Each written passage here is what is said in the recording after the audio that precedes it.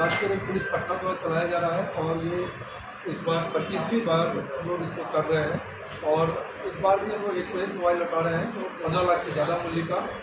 उसके अलावा अभी तक जो ऑपरेशन मुस्कान में 2820 मोबाइल हम लोग लौटा चुके हैं, जिसका अनुमानित कीमत 4 करोड़ 23 लाख रुपये से अधिक का है। और इसमें आज भी जो हम लोग लौटा रहे हैं 101 मोबाइल, मुख्य रूप से पटना जंक्शन, राजेंद्र नगर, गया, आरा, बक्सर, दानापुर महत्वपूर्ण रेलवे स्टेशन से बरामद किए गए हैं।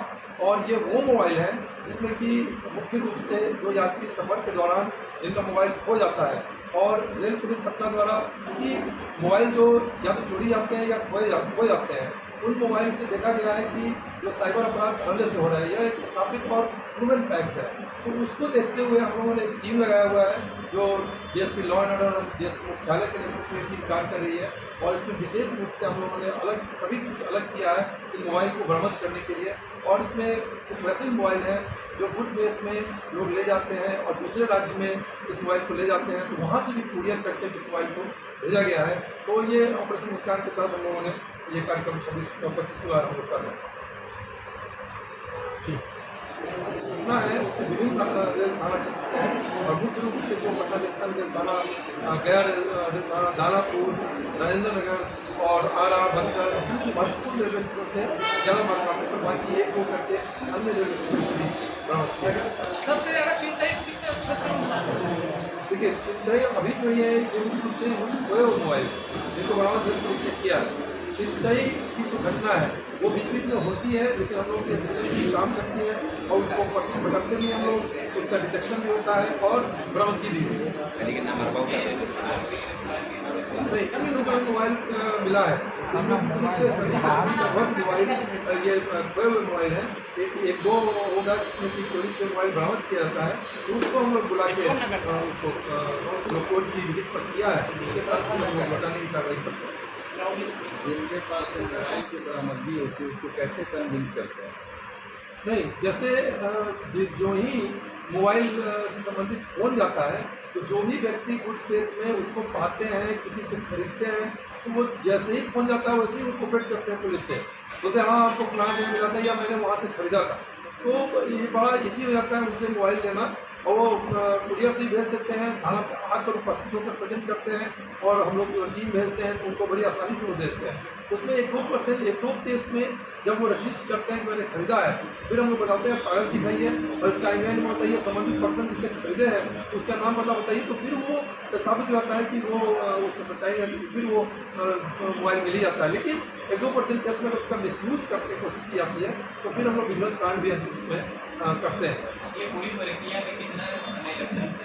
देखिए, अगर बरामद होने का है तो वह एक वीक के अंदर में हम लोग बरामद कर लेते हैं, लेकिन है क्या कि उस मोबाइल को ऑन होना चाहिए, फिर हमारी जो पूरी टीम लगी हुई है उसको बरामद करती है। तो ये खोए मोबाइल आमतौर पे ऑन हो ही जाते हैं क्योंकि जो पब्लिक है वो खुद से इसको प्राप्त करते हैं, तो वो ऑन हो जाता है मोबाइल बहुत जल्दी। अनेक अगर ऑन नहीं हुआ है फिर महीना, 2 महीना, 4 महीना भी लग सकता है। पटना है उसके विभिन्न रेल थाना क्षेत्र से है और मुख्य रूप से जो पटना जंक्शन रेल थाना, गया रेल थाना, दानापुर, राजेंद्र नगर और आरा, बक्सर इन महत्वपूर्ण रेलवे स्टेशन से ज़्यादा मात्रा में और बाकी 1-2 करके अन्य रेलवे स्टेशन से भी बरामद किए गए। सबसे ज़्यादा चिंता किसने क्षेत्र में हुआ? देखिए, छिनतई अभी जो ये मुख्य रूप से वो खोए हुए मोबाइल हैं जिनको बरामद रेल पुलिस ने किया है। छिनतई की जो घटना है वो बीच बीच में होती है, लेकिन हम लोग की स्पेशल टीम काम करती है और उसको पकड़ते भी हम लोग, उसका डिटेक्शन भी होता है और बरामदगी भी हुई है। क्या इसमें कुछ आरोपी गिरफ्तार भी हुए हैं? नहीं, इसमें जो भी मोबाइल मिला है इसमें मुख्य रूप से सभी के सभी लगभग मोबाइल ये खोए हुए मोबाइल हैं। एक दो होगा जिसमें कि चोरी के मोबाइल बरामद किया जाता है, तो उसको हम लोग बुला के उसको जो कोर्ट की विधिक प्रक्रिया है उसके तहत फिर हम लोग लौटाने की कार्रवाई करते हैं। जिनके पास से मोबाइल की बरामदगी होती है उनको कैसे कन्विंस करते हैं? नहीं, जैसे जो ही मोबाइल से संबंधित फ़ोन जाता है तो जो भी व्यक्ति गुड फेथ में उसको पाते हैं, किसी से खरीदते हैं, तो वो जैसे ही फ़ोन जाता है वैसे ही वो कोऑपरेट करते हैं पुलिस से, बोलते हैं हाँ हमको फलाना जगह मिला था या मैंने वहाँ से ख़रीदा था। तो ये बड़ा इजी हो जाता है उनसे मोबाइल लेना और वो कुरियर से ही भेज देते हैं, थाना पे आकर उपस्थित होकर प्रेजेंट करते हैं और हम लोग टीम भेजते हैं तो उनको बड़ी आसानी से वो देते हैं। उसमें 1-2 केस में जब वो रजिस्ट करते हैं कि मैंने ख़रीदा है, फिर हम लोग बताते हैं अब कागज़ दिखाइए और इसका IMEI नंबर बताइए, संबंधित पर्सन जिससे ख़रीदे हैं उसका नाम पता बताइए, तो फिर वो स्थापित हो जाता है कि वो उसमें सच्चाई नहीं रहती, तो फिर वो मोबाइल मिल ही जाता है। लेकिन 1-2% केस में अगर उसका मिसयूज़ करने की कोशिश की जाती है तो फिर हम लोग विधिवत कांड भी अंकित उसमें करते हैं। ये पूरी प्रक्रिया में कितना समय लग जाता है? देखिए, अगर बरामद होने का है तो वह 1 वीक के अंदर में हम लोग बरामद कर लेते हैं, लेकिन है क्या कि उस मोबाइल को ऑन होना चाहिए, फिर हमारी जो पूरी टीम लगी हुई है उसको बरामद करती है। तो ये खोए मोबाइल आम तौर पे ऑन हो ही जाते हैं, क्योंकि जो पब्लिक है वो गुड फेथ में इसको प्राप्त करते हैं, तो वो ऑन हो जाता है मोबाइल बहुत जल्दी। और नहीं तो अगर ऑन नहीं हुआ है तो फिर महीना, 2 महीना, 4 महीना भी लग सकता है। जी सर, ऑपरेशन मुस्कान, ये ऑपरेशन मुस्कान राजकीय रेल पुलिस पटना द्वारा चलाया जा रहा है और ये इस बार 25वीं बार हम लोग इसको कर रहे हैं। और इस बार भी हम लोग 101 मोबाइल लौटा रहे हैं, 15 लाख से ज़्यादा मूल्य का। उसके अलावा अभी तक जो ऑपरेशन मुस्कान में 2820 मोबाइल हम लोग लौटा चुके हैं, जिसका अनुमानित कीमत 4 करोड़ 23 लाख रुपए से अधिक का है। और इसमें आज भी जो हम लोग लौटा रहे हैं 101 मोबाइल, ये मुख्य रूप से पटना जंक्शन, राजेंद्र नगर, गया, आरा, बक्सर, दानापुर, इन महत्वपूर्ण रेलवे स्टेशन से बरामद किए गए हैं। और ये वो मोबाइल हैं जिसमें कि मुख्य रूप से जो यात्री सफ़र के दौरान जिनका मोबाइल खो जाता है, और रेल पुलिस पटना द्वारा चूँकि मोबाइल जो या तो चोरी जाते हैं या खो जाते हैं, उन मोबाइल से देखा गया है कि जो साइबर अपराध धड़ल्ले से हो रहा है, यह एक स्थापित और प्रूवन फैक्ट है। तो उसको देखते हुए हम लोगों ने एक टीम लगाया हुआ है जो DSP लॉ एंड ऑर्डर और DSP मुख्यालय के नेतृत्व में ये टीम कार्य कर रही है। और इसमें विशेष रूप से हम लोगों ने सभी कुछ अलग किया है इन मोबाइल को बरामद करने के लिए। और इसमें कुछ वैसे भी मोबाइल हैं जो गुड फेथ में लोग ले जाते हैं और दूसरे राज्य में इस मोबाइल को ले जाते हैं, तो वहाँ से भी कुरियर करके कुछ मोबाइल को भेजा गया है। तो ये ऑपरेशन मुस्कान के तहत हम लोगों ने ये कार्यक्रम 25वीं बार हम लोग कर रहे हैं।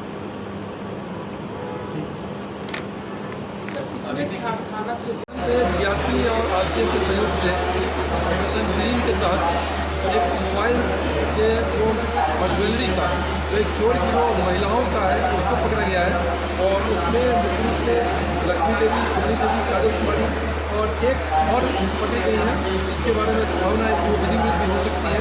तो ये 4 जो महिलाओं का गैंग है उसको पकड़ा गया है और उसमें एक सोने का, दुर्गा जी का लॉकेट और 3 मोबाइल की बरामदगी हुई है, लगभग 60,000 रुपये मूल्य का। और जो टीम जिसने कार्य किया है उसमें वो अनिमा सिग्गा, महिला सिपाही सुनीता कुमारी, महिला सिपाही डोली कुमारी, सिपाही विकास कुमारी, प्रशांत कुमारी, चंदन कुमार, मोहम्मद इमरान, गृह रक्षक दुर्गा देवी और गृह रक्षक अंजना कुमारी, ये टीम ने उत्कृष्ट कार्य किया है रेल थाना पटना जंक्शन पे। और ये गैंग जो अंतर जिला है और भोजपुर के रहने वाले गैंग नहीं है महिला के, उसको पकड़ा गया। पूछताछ में क्या बताया है इसमें?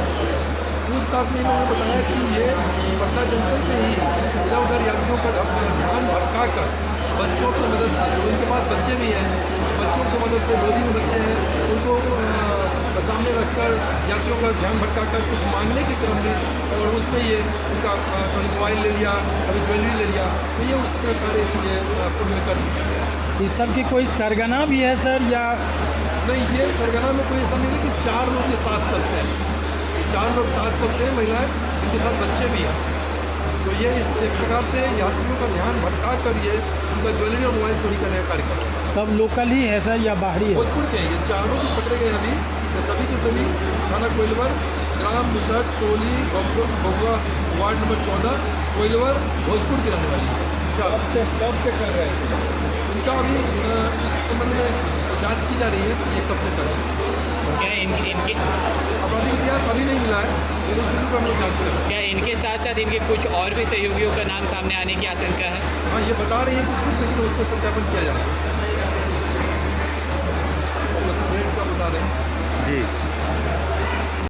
जो अवैध शराब और अवैध शराब के तस्करों के विरुद्ध चलाया जा रहा है रेल पुलिस पटना द्वारा, इसमें पिछले 24 घंटे में 135 लीटर शराब बरामद हुआ है, लगभग 1,35,000 मूल्य का। और रोहित प्रसाद जो बर्धमान के रहने वाले हैं बंगाल के, और शिव सिंह जो बंगाल के रहने वाले हैं, वर्धमान, इन दोनों को ये शराब तस्कर को पकड़ा गया है। तो एक उल्लेखनीय तथ्य सामने आया है और इनकी गिरफ्तारी गया रेल थाना से हुई है कि जो शराब की तस्करी में है ये अंतर्राज्यीय भी लोग लगे हुए हैं। नहीं तो सामान्य तौर पे जो बिहार राज्य के रहने वाले तस्कर उनको पकड़ा जाता था, और ये दो तस्कर जो शराब की तस्करी में लिप्त हुए हैं ये पश्चिम बंगाल के रहने वाले हैं, उनको पकड़ा गया है। ये तस्कर जो है, तस्कर अपने ही मालिक हैं या उसके स्टाफ से काम करवाते हैं? नहीं, जनरली जो देखा गया है जो ट्रेंड, जो तस्करी कर रहे हैं स्वयं परिवहन करते हैं और छोटे छोटे गैंग ये लोग बना रखे हैं। और रेल चूँकि एक बहुत ही आसान माध्यम है परिवहन का, और यात्रियों में ये छूट जाते हैं, पिट्ठू बैग में सामान रखे रहते हैं, यात्रियों के साथ यात्रियों को देश में मिल जाता है। तो फिर उसमें सघन चेकिंग चल रही है लगातार, ऑपरेशन रेट के साथ स्पेशल फोर्स लगाई गई है। तो उसमें लगभग हम लोग कई ट्रेन को चेक करते हैं, तो फिर हम लोग को उपलब्धि हासिल होती है।